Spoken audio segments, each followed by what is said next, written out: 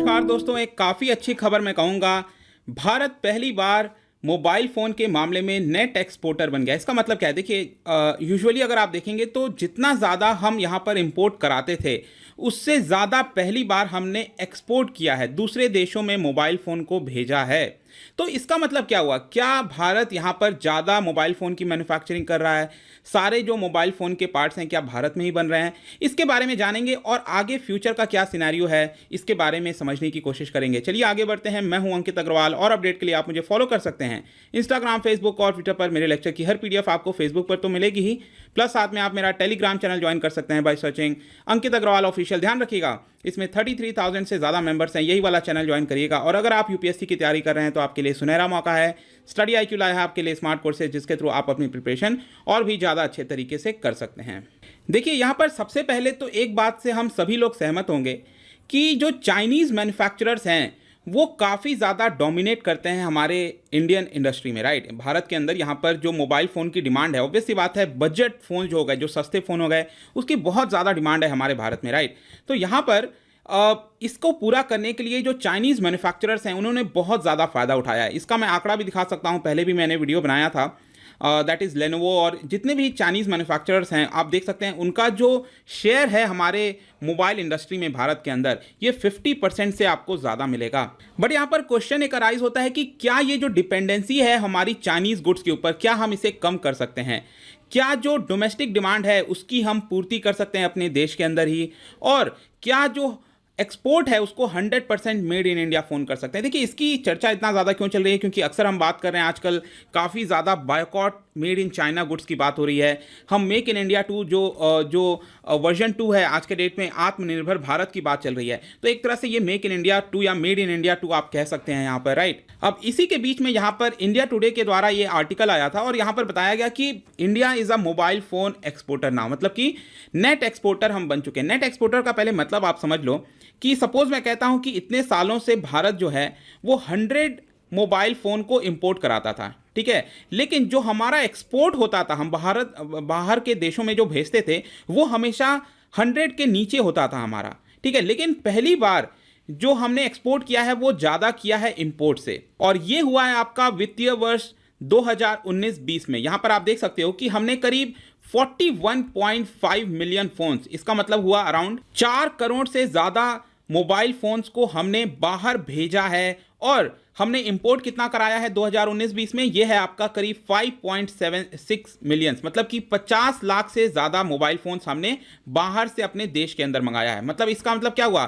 36 million units, करीब 3.6 करोड़ जो mobile phones हैं वो हम नेट एक्सपोर्टर बन गए। ये आप आंकड़ा भी देख सकते हो, ये पर्टिकुलर ग्राफ लाया गया था इंडिया टुडे के द्वारा ही।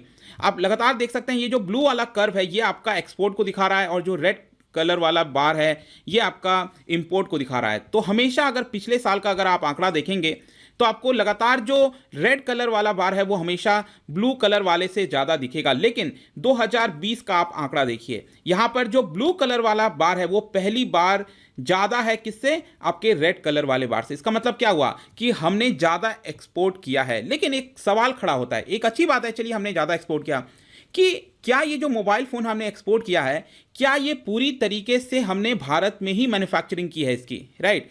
तो इसका आंसर देखिए आप लोग कि ज़्यादा एक्सपोर्ट करने का मतलब ये नहीं है कि पूरे मोबाइल फ़ोन हमने अपने देश के अंदर ही प्रोड्यूस किया। It does not mean that. यहाँ पर एक डेटा मैं आपको बताता हूँ, India cellular and electronics association के द्वारा यहाँ पर ये बोला गया कि mobile phone manufacturing units in the country have grown from just 2 इन 2014। आप सोच के देखिए, 2014 में सिर्फ 2 मैन्युफैक्चरिंग यूनिट्स थे हमारे देश के अंदर जो मोबाइल फ़ोन को मैन्युफैक्चर करते थे। इसकी संख्या बढ़ के 268 हो गई है 2018 में। लेकिन अगर इसी डेटा को और ज़्यादा आप अच्छे से देखोगे तो आपको समझ में आएगा कि ये जो इतने सारे मैन्युफैक्चरिंग यूनिट्स आए हैं हमारे देश में, उसमें ज़्यादातर क्या होता है कि असेंबलिंग का काम चलता है। ज़्यादातर वो असेंबल्ड होते हैं यूनिट्स, मतलब कि जो आपको मैं बता दूं कि मोबाइल फ़ोन के अंदर मोर देन 300 कंपोनेंट्स, जो पार्ट्स हैं छोटे छोटे, वो लगते हैं, राइट। तो इसमें से बहुत सारे, काफ़ी हद तक जो पार्ट है वो हम बाहर से इंपोर्ट कराते हैं और भारत के अंदर उसको असेंबल किया जाता है और उसको फिर मैन्युफैक्चर किया जाता है। और इसीलिए आज आप देख रहे होंगे कि इतना ज़्यादा हमारे देश के द्वारा एक्सपोर्ट किया जा रहा है। अब एक क्वेश्चन अराइज होता है कि ऐसा क्या हुआ कि जिसकी वजह से हमने असेंबलिंग इतनी ज़्यादा स्टार्ट कर दी भारत में। देखिए, सरकार ने एक काफ़ी अच्छी स्कीम लाई थी, मैं कहूँ तो 2017 में यहाँ पर एक स्कीम लाई गई जिसका नाम है फेज्ड मैन्युफैक्चरिंग प्रोग्राम। यहाँ पर सरकार ने क्या किया कि उन सारे मैन्युफैक्चरर्स को ज़्यादा इंसेंटिव देने का निर्णय लिया जो लोग लोकल सोर्स के थ्रू यहां पर ज्यादा पार्ट्स लगाएंगे। कहने का मतलब यहां पर यह है कि अगर सपोज मैं कहता हूं एक मोबाइल फोन में 300 कंपोनेंट्स लगते हैं, तो यहां पर सरकार कह रही है कि जितना ज्यादा कंपोनेंट आप भारत के लोकल मैन्युफैक्चरर से लोगे उतना ज्यादा हम आपको इंसेंटिव देंगे, राइट। लेकिन इसमें एक प्रॉब्लम यह हुई कि it would invite custom duties but not for the parts. मतलब कि सरकार ने यह कहा कि अगर बाहर से आप मोबाइल फोन लगाते हो तो आपको ज़्यादा यहाँ पर कस्टम ड्यूटी पे करनी पड़ेगी, लेकिन बाहर से अगर आप छोटे छोटे ये पार्ट्स अगर मंगाते हो तो इस पर कोई कस्टम ड्यूटी पे नहीं करनी पड़ेगी। तो आप सोच के देखिए यहाँ पर क्या होगा कि जो हम पूरा मोबाइल फ़ोन मंगाते थे बाहर से, हमने उसको बैन कर दिया काफ़ी हद तक, और यहाँ पर जो कॉम्पोनेंट्स होते हैं छोटे छोटे, ये जो 300 से ज़्यादा कॉम्पोनेंट हैं जो मोबाइल फ़ोन में यूज़ होते हैं, उसकी हमने इंपोर्ट स्टार्ट कर दी। और इसी की वजह से आज अगर आप देखिए तो यहां पर ज्यादातर क्या होता है कि जो बाहर से कंपोनेंट हैं उसको मंगाया जाता है और हमारे देश में उसको असेंबल किया जाता है। लेकिन क्या इसका मतलब ये हुआ कि हमारे देश में कुछ भी मैन्युफैक्चर नहीं हो रहा है? नहीं, ऐसी बात नहीं है।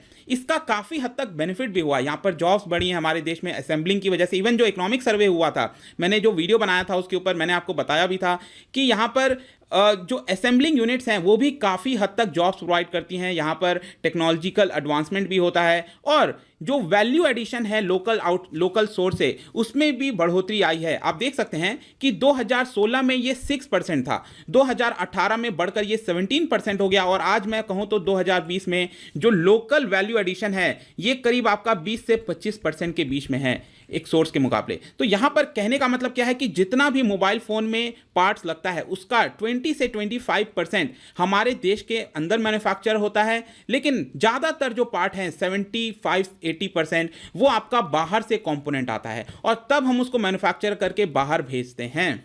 और इसकी वजह से अगर आप देखेंगे तो भारत में जो चार्जर्स हो गए, सरफेस माउंट टेक्नोलॉजी है, पैकेजिंग है, कैमरा मॉड्यूल्स हैं, इस तरह की जो टेक्नोलॉजी है ये हम लोकली मैन्युफैक्चर करने लग गए हैं। अब हम इसे बाहर से नहीं मंगाना पड़ता, लेकिन ज़्यादातर पार्ट जैसे मैंने बताया। और इस समय आपको याद होगा ये 2 जून की न्यूज़ है, हमारे जो टेलीकॉम मिनिस्टर हैं रविशंकर प्रसाद जी, उन्होंने भी कहा कि Bharat 2nd largest mobile phone manufacturer बन गया है पूरे विश्व में। मतलब कि चाइना के बाद भारत में सबसे ज़्यादा फ़ोन मैन्युफैक्चरर होते हैं। लेकिन आपको याद रखना है ये जो मैन्युफैक्चरिंग है ये पूरी तरीके से हम अपने देश में नहीं करते, इसका काफ़ी हद तक हम बाहर से डिपेंड होते हैं।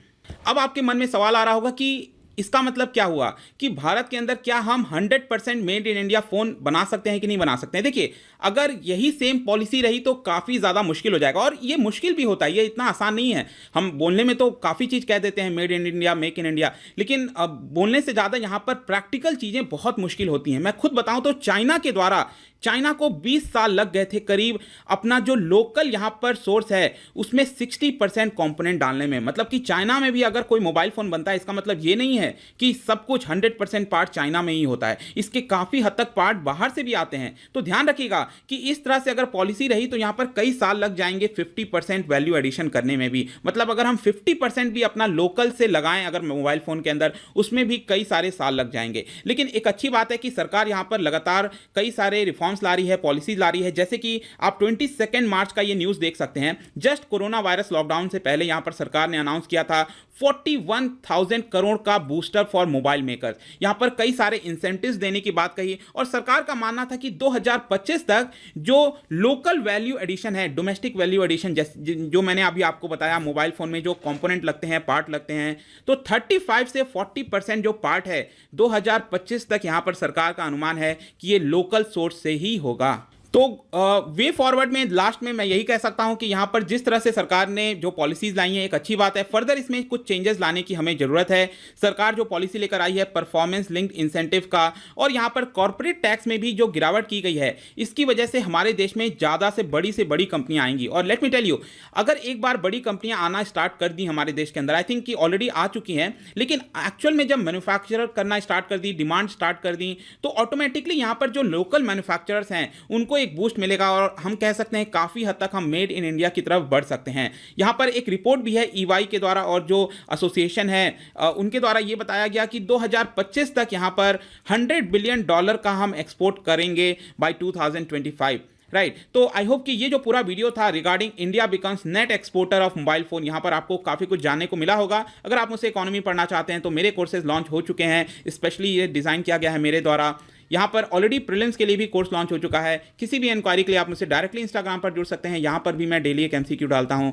मिलता हूँ आपसे next time, till then thank you very much, see you soon.